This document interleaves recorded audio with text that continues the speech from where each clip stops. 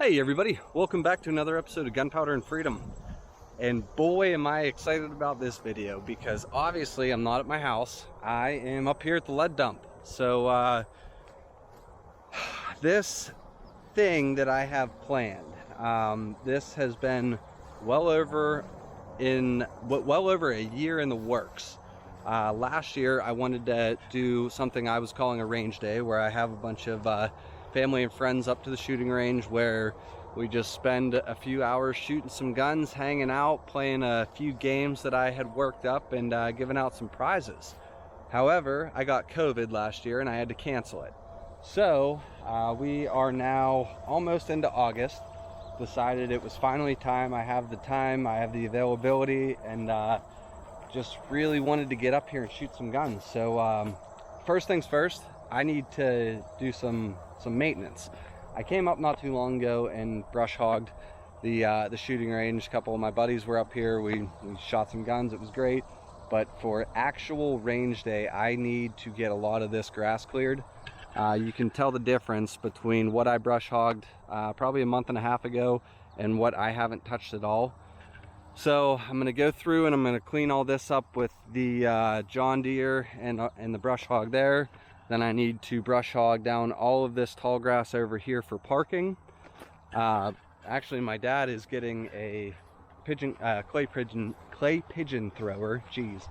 So while people are shooting pistols and rifles at the shooting range here, I think I'm going to have the clay pigeon thrower set up over here so we can have two groups of people shooting at once. The clays will be getting thrown that way. People will be standing here, cars will be down here, shooting that way, shooting that way. We want to try to do this as safe as possible, so I need to brush hog a lot of this area down as well, so that we have somewhere to stand and shoot pigeons from over here. So a lot of grass cutting gonna be happening here. So without further ado, I'm gonna get the I'm just gonna time lapse this because I think this area over here is going to go relatively quick, and I'll save the drone footage for this taller brush. So enjoy the time lapse.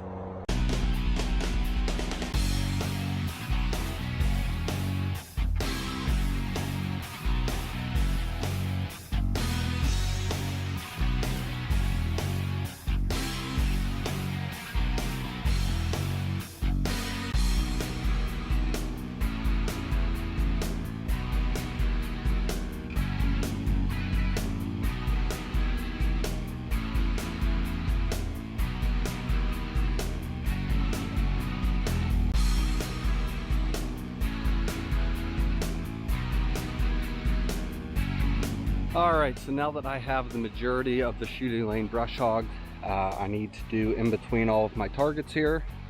I don't really want to pull them because I did have them ranged from the shooting table there. We have like 10, 12, 14, somewhere here. I believe this one's at 15, and then my hanger post here is at 30, 25 or 30. That's got to be 30 because that looks like the same distance from that one. So I do have my cordless DeWalt weed whacker sitting over there. We're going to go ahead, batteries on it, so I'm going to go ahead and start weed whacking all of the stuff in between there and at the base of the targets that are on the hanger. So fun.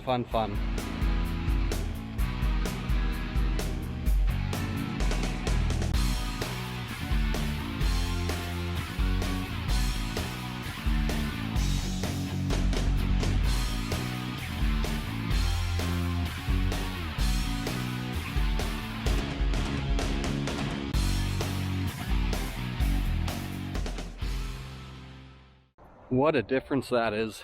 It just looks nicer not having a bunch of grass growing up at the bottoms of all the targets. I did walk down there. I need to replace a few of the carabiners on my hangers down there. I'm going to get some of these mannequins set out. Yes, you heard me correct. I have mannequins up here now. Thanks, Biff. So we're going to get those set out, placed out. And I just realized I don't have my rangefinder, so those will get shuffled around Saturday morning when I come up to take care of, you know, any fine tuning that I need to do and getting stuff set up. So we'll get the mannequins out. I need to weed whack around this table, and then I can start mowing the parking area down, and I definitely want to get the drone in the air for like this stuff and that stuff over there.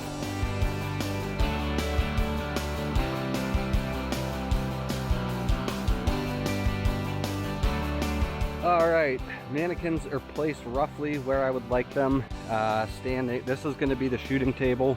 Anybody that's going to be shooting needs to be at this table, so then that way whenever they are done shooting, you know, pang, pang, pang, they check it, clear, they can drop their mag down in magazine, go down on the table, and we can evaluate their scoring, whether it's based off precision or time.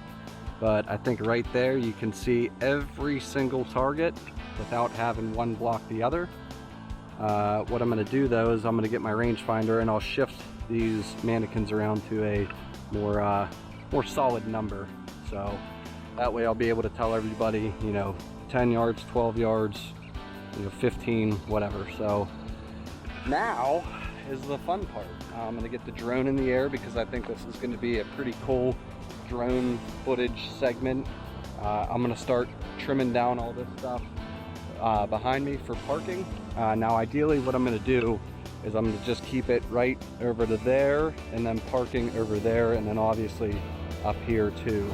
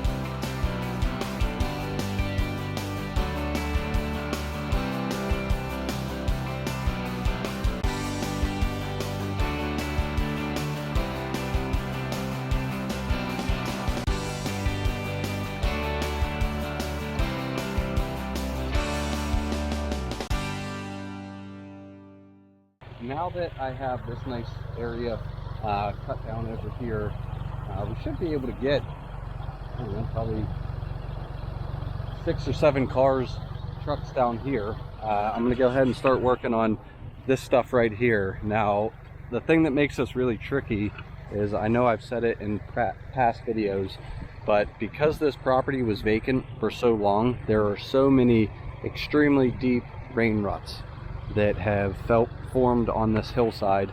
I actually was cutting in a trail down here and had to stop and back up because there was, I hit such a big rain rut. I almost thought I was going to roll that tractor there for a second.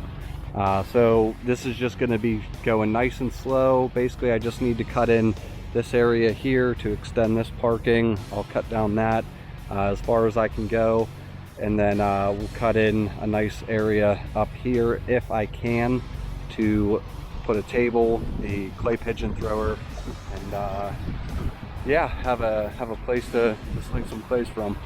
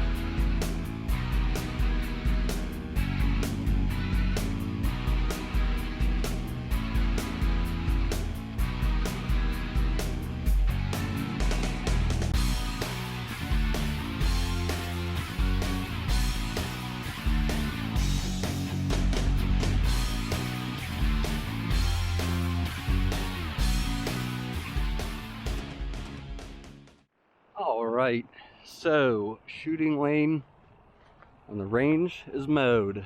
I've got tons of area mowed down for parking. We'll probably throw 3 or 4 trucks here, 3 or 4 trucks there.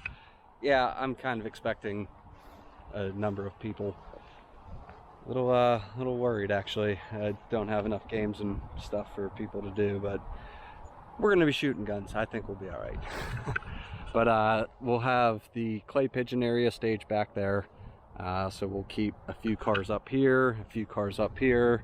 We can park more vehicles all through this area down there, all the way over there. So yeah, I think everybody's vehicles are going to be safe. Now I do know there's a handful of people coming that don't have 4-wheel drive, and actually to get up here you do need 4-wheel drive because of that road that I put in down here. If you guys missed that video, you can check it out here. Because it's a little bit on the thicker side with stone, if your tires start to spin, that stone just rolls because it's so deep that you kind of get stuck. So you need 4-wheel drive to get up here. People that will have cars, they can get up to the garage very easily. I sent out a text saying, you know, if you don't have 4-wheel drive, please park at the garage. Call me or text me when you get here, and I will happily come down and get you.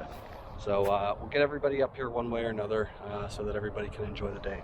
So for right now, I'm going to go put the tractor back in the garage, and then I'm walking back up here because I really want to shoot some targets and get these things warmed up for this weekend.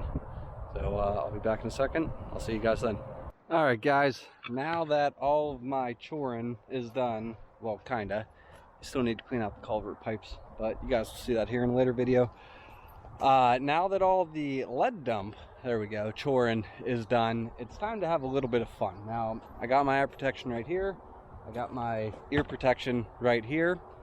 Before I do any sort of shooting, I do need to give my wife a very special shout out who gifted me probably the best anniversary gift ever. Last month we celebrated our 3rd year wedding anniversary, and if you've been married longer than 3 years, you should know that the 3rd year is a gift of leather. So she got me this custom-made holster for my compact size guns, like my Sig Sauer P320, my Canic Rival. I'm willing to bet this could also hold a full-size gun.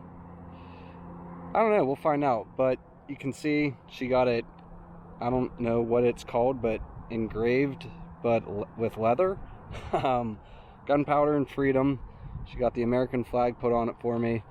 I mean, this thing is just incredible. Now, it is an outside the waistband holster, or I'm willing to bet I could wear that inside my waistband, but behind my back. So Rachel, thank you very much. Happy belated anniversary, because this video is out way past our anniversary. I love you very much. I'm looking forward to many more happy years with you.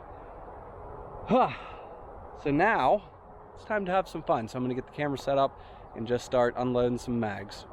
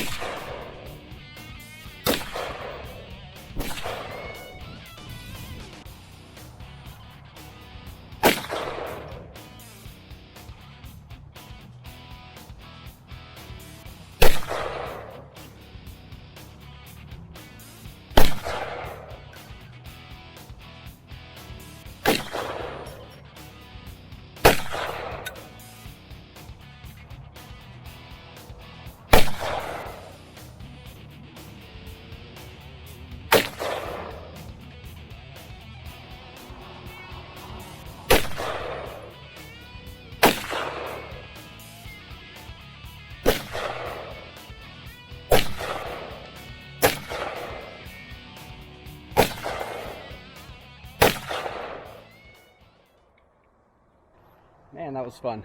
Much needed.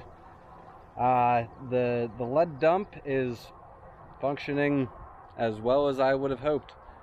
You know, all the targets they're all in good shape. Full disclosure, I did get these 3 off Amazon. Just looking for some little filler targets, and it kind of shows these 2 are holding up really nicely. This one shot it a couple times whenever I put it in, and the leg broke, so now it leans back a little bit. But basically you shoot them and they spin, so you have 2 targets there, an upper and a lower. Either way. And then I got these mannequins here that I'll be honest, they kind of are holding up a lot better than I expected them to. So yeah, I mean, it's growing slowly but surely.